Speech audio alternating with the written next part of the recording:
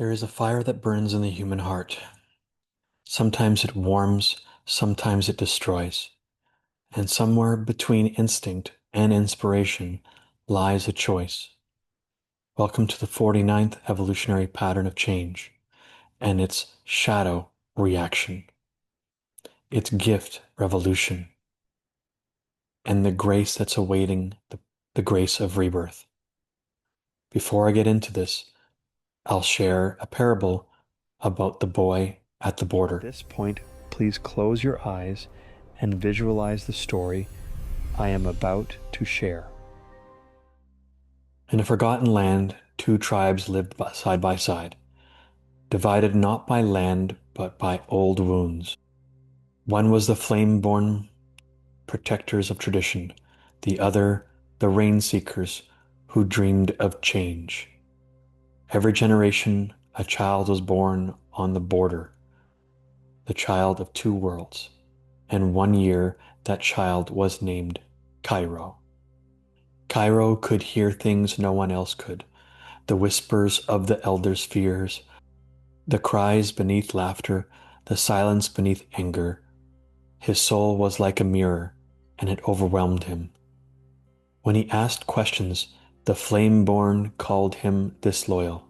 When he stayed quiet, the rain-seekers said he lacked courage. So Cairo did what many sensitive souls do. He chose distance. He spoke less, felt less, hid more. But the fire within didn't die, it waited. Years passed, and one day a great storm came. The borderlands flooded, crops died, people turned against one another, accusing, abandoning, reacting. And in the chaos, Cairo stood, not as a warrior, not as a rebel, but as a witness. He walked into the broken center with no sides left to choose. He wept, but did not scream. He listened, but did not judge. And slowly, something shifted. The people began to see in him a reflection of their pain and their possibility. He had become the bridge, not by fighting the fire, but by letting it purify him. That parable, while fictional, speaks to a deep human truth encoded in this 49th evolutionary pattern of change and its shadow of reaction. This is not just emotional reactivity, it's the biological inheritance of tribal fear, deeply embedded in our genes, in our collective memory, and in our nervous systems. At its core, this specific challenge asks one fundamental question. Do you fear rejection more than you desire connection? Those interested in doing deeper personal alchemy and wish to have a means of accelerating an understanding of shadow work. Over the last 3 to 5 years, I have collected a wealth of information from various esoteric systems, namely the I Ching, human design, gene keys, the chakra systems, and astrology, as well as integrating them with the human genetic code. And in this chart, you will find the details of all the different shadows, all the different fears, the specific fears that fuel those specific shadows, all 64, all in relationship to each codon. And in this wheel, you will find 4 legends on each corner because they can't all fit on one corner or one side to make it a nice, evenly balanced square. So here is the statements from each zodiac sign, so you can see. And then we have the legend for each chakra. You'll notice that there are more than 7, and because there are more than 7 because it is including the spleen as a means to detect threats. So there's an intuitional center there. There's also a center of willpower called the thyroid, because when we are born, the thyroid is literally almost, if not as big as our heart. So we have to accommodate that. And on the other side of this, you will also find an understanding of the I Ching, hexagram system, the different trigrams, the relationship to the three-dimensional plane, the yin and the yang, and how each of the 6 lines are affiliated with different archetypes, thanks to the human design and or gene key system. And lastly, you will also find the human genetic sequence chart for all the amino acids associated with the human genetic code. But furthermore, you will also find in this chart all the different zodiacs, all 12, mixed with the human design gene key chart. Bear with me, my graphics card is not as fast as other people's on their computer, but you will see all the different fears, all the different shadows, and how they relate to each chakra in those colorful little dots. So you can see how it affects each energy center in the body and how each of them have their own repressive and reactive statements because there are 6 expressions in each challenge. Therefore, you will also find those 6 lines in there, all with their own repressive and reactive statements, their associated dilemmas from that specific shadow, which eventually will clear up, the gift from making the right choices regularly and practicing that gift with its own unique self-empowerment statement. So as you learn to vacate the trapped emotions such as sadness, fear, anger, shame, and guilt, and you will reorient towards true self-alignment and honoring the intuition and inner authority that you possess, it will lead you towards the grace specific to that challenge. So if you would like to learn more about this and or you would like to download this file for your own personal means of translating your specific challenges in the human design system or in the gene key system, it is all there for you. All you have to go is to my website and download this PDF file. It's about 50 megabytes in size.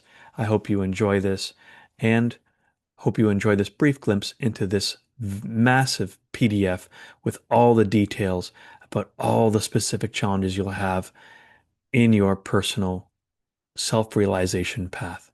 In order to find this PDF, a link will be found down below in the description of the YouTube video.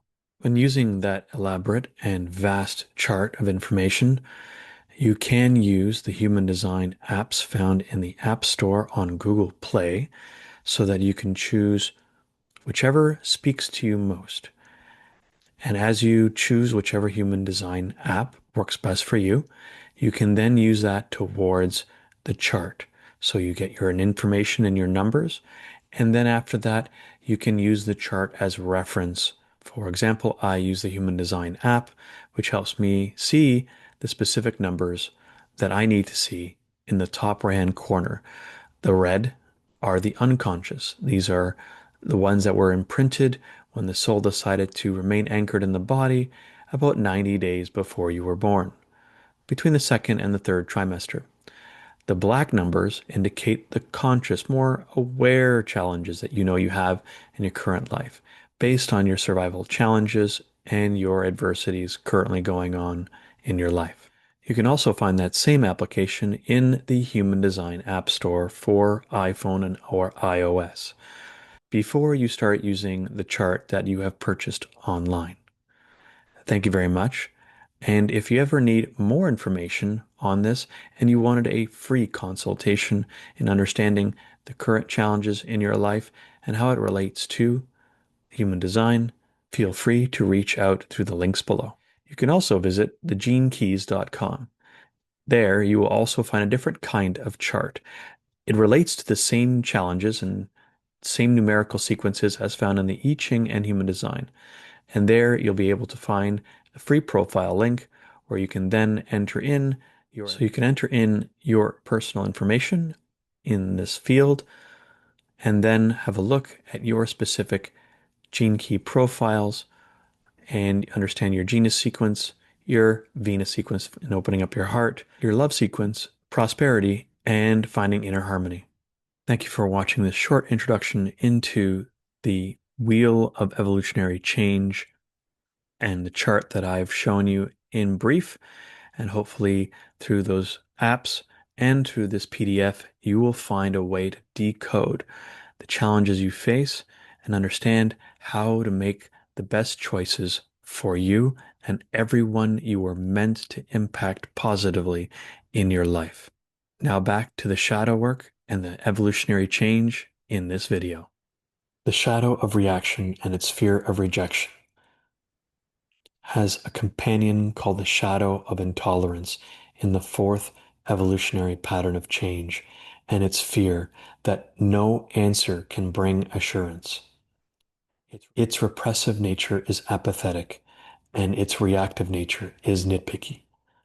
So you can see how this shadow of intolerance dances and assists the shadow of reaction in our lives, and how the two of them combine to keep us from uniting together and hearing each other out. Because if we don't listen to each other, we'll never learn to create the bridge between each other. From an evolutionary standpoint, this shadow challenge made perfect sense. Tribes needed cohesion. Rejection from your group once meant death. So we learned to detect betrayal. We became hypersensitive to outsiders, and we buried our emotions unless they could be used as weapons to protect our role or rank or our safety. The problem is the world changed, but the fear didn't. Now we carry the same reactive behaviors into modern relationships, careers, politics, even our religions and spiritual practices. We suppress our feelings and call it strength. We lash out and call it leadership. We sever ties too quickly and call it boundaries. But underneath it all is a terrified child still bracing for rejection. The challenge of this 49th pattern of change is polarization, the mental, emotional, and even spiritual splitting of us versus them. We see this everywhere, not just in obvious forms like race, class, gender, or politics, but in subtle ways, like they just don't get it, and I had to cut them off to protect my peace, as well as people don't deserve my vulnerability. These are modern masks for ancient pain. When this fear of rejection runs the show, we react emotionally instead of responding intuitively. We build walls instead of bridges. We confuse pain with identity. But here's where it gets profound. This pattern of change is not just about trauma, it's about transmutation. The ultimate gift within this 49th pattern of evolutionary change is rebirth, a spiritual alchemy where emotion becomes communion and fear becomes fuel for transformation. You don't have to fix the shadow, but we all have to witness it, feel it, hold it like the child it once was, because on the other side of this emotional storm is the grace of rebirth, not as a concept, but as a living frequency. This grace of rebirth begins where reaction ends. Rebirth lives in the pause, the breath, the bridge. This pattern of evolutionary change holds the blueprint for emotional evolution on Earth.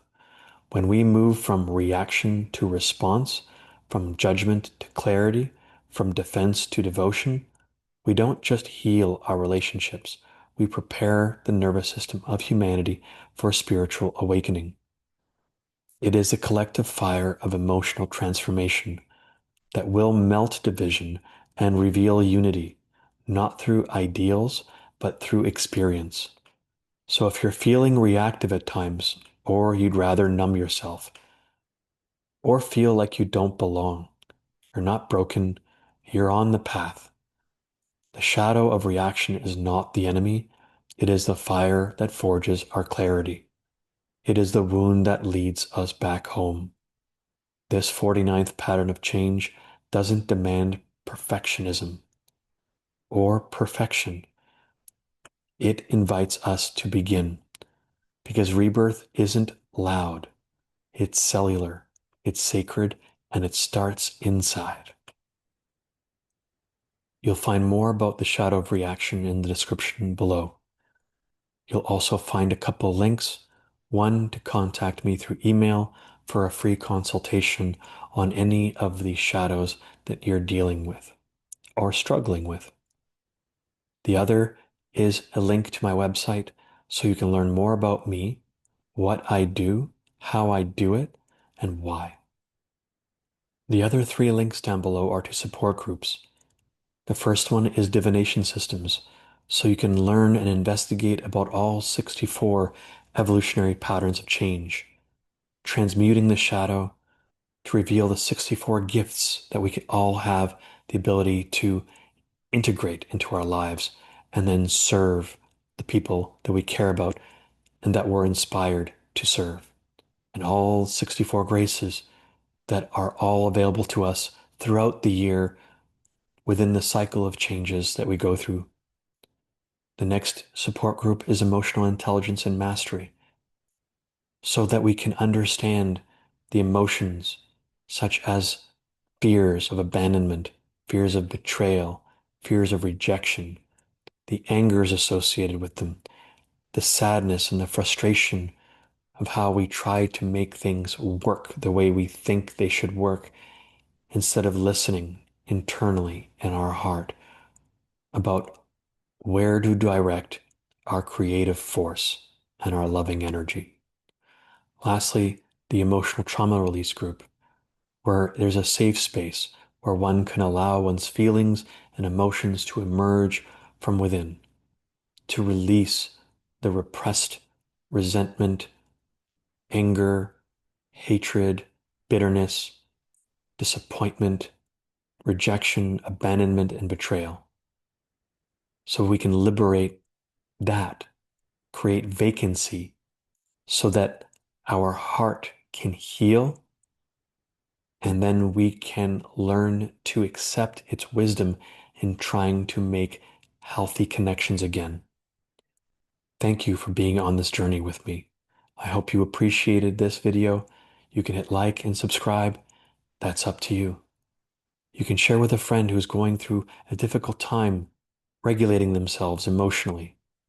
Maybe they have an insecure attachment style, and this video can help them through that process to become more secure and create healthy relationships within themselves.